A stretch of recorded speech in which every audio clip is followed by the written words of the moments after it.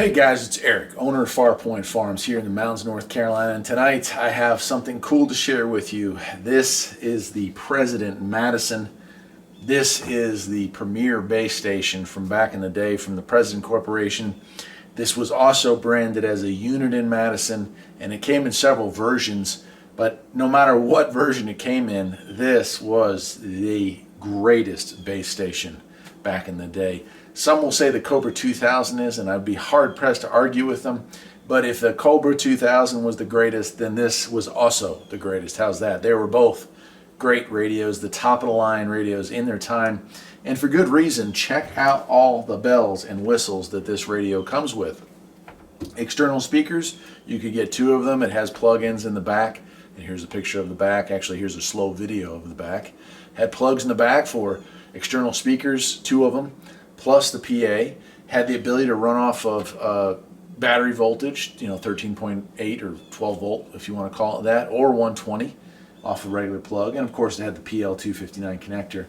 Here's a picture of the side and of the top. But here on the front, and here's a slow scroll across the front, check this thing out.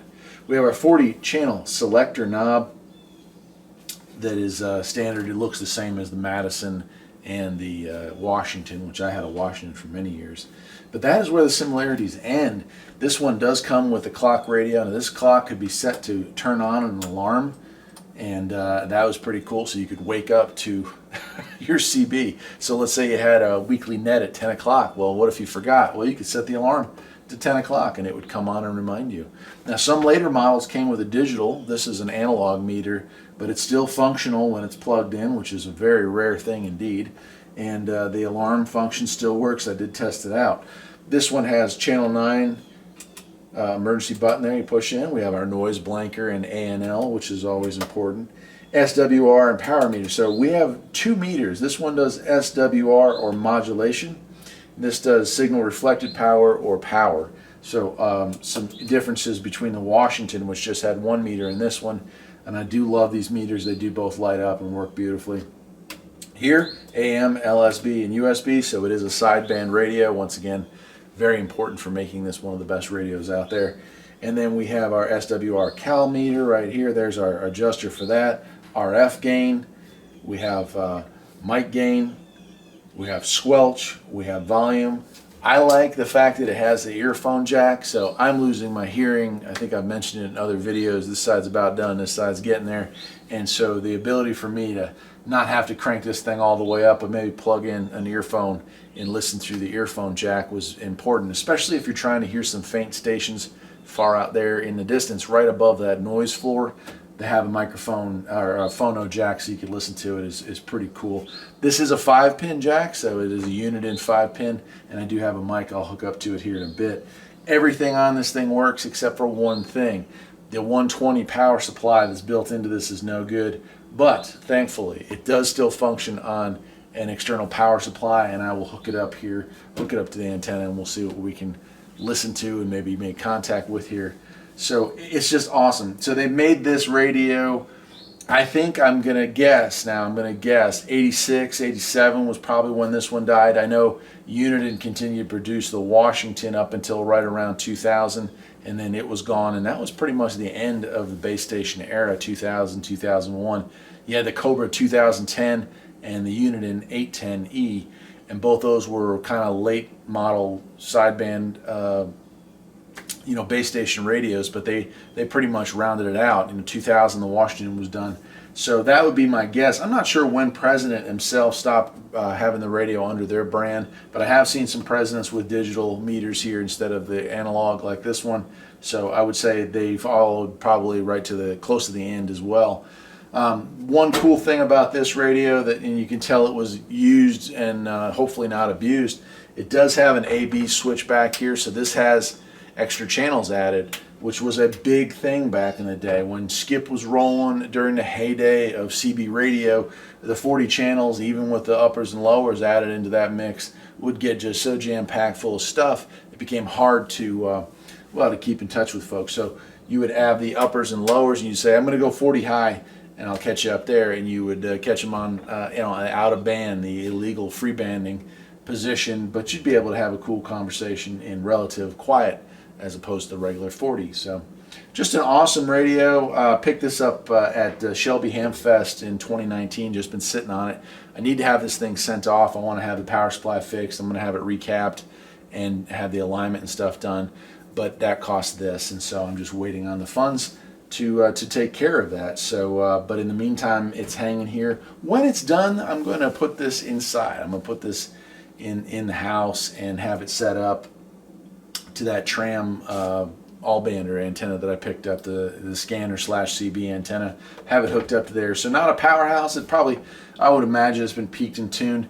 If it's anything like my Washington, you can get these things to push maybe 18 watts at absolute max before we really start putting a strain on the components. So I'm going to guess this thing's probably somewhere between, let's say, instead of 4 watts out on AM, it's probably pushing 12 or maybe even 15. That's what I'm hoping for.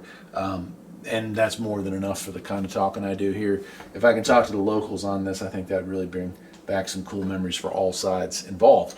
Let me pause the camera. I will hook this thing up and let's see what we hear. All right, so we've got this thing plugged in. I don't have a battery. I don't have any 9 volts laying around here for the mic, so we won't be able to do any talking. But I've got it hooked up to the Antron. The meters are sort of working today. It looks like one of them's a little sticky right there.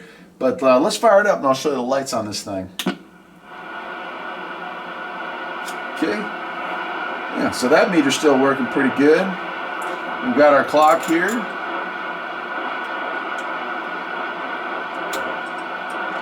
I don't know, it was working last time I used it. It doesn't seem to be turning right now, but that's okay.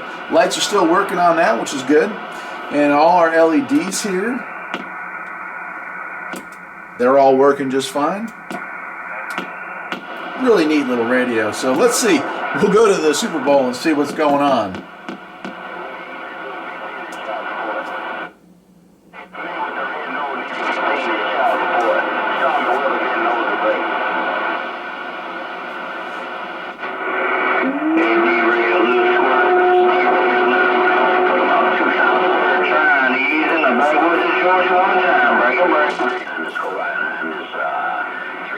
Always something going on in the Super Bowl, it seems.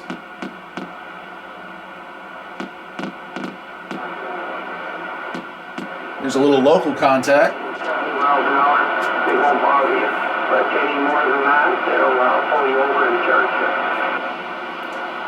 Right on. Let's switch over to lower sideband and see if the upper channels are doing okay.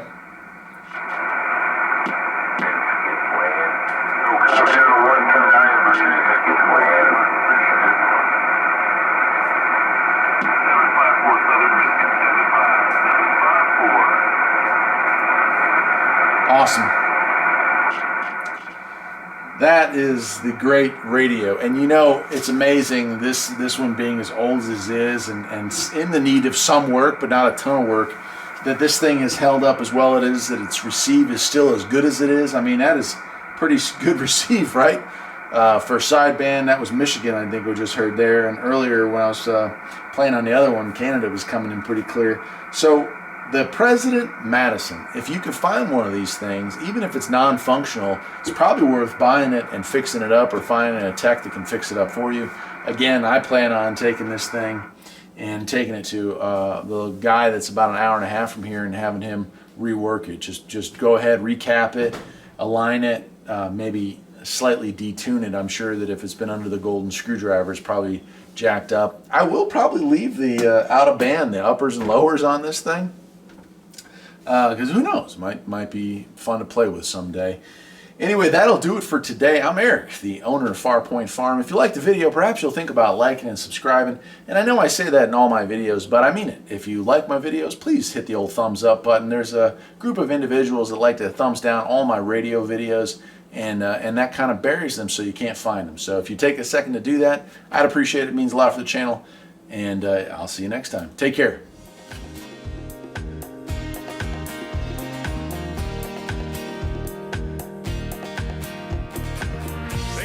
Something that needs a little fixing on Farpoint Farms. Freedom is mighty sweet.